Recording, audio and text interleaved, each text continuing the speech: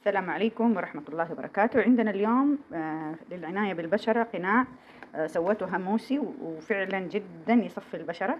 مكوناته مطحون السمسم ومطحون الرز، مطحون بذور الكتان، عندي نشا وعندي زبادي وعندي حليب بودرة، نخلطهم مع بعض.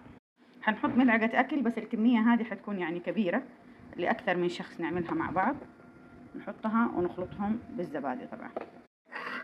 بس حطيت المكونات هنا، تاخذ ملعقة كبيرة هرمية من الزبادي وتبدأ تحركها. جيب المضرب الصغير أحسن. حطت ملعقة والآن زادت نص. يعني الزبادي انت حطي لغاية ما تخلي الخليط كريمي يندهن على الوجه، تخليه لغاية ما يجف الوجه، بعدين تفركيه يعني كأنك تقشري البشرة وتغسلي وجهك وبعدين ترطبيه. روعة روعة، يفتح البشرة بطريقة مرة رائعة.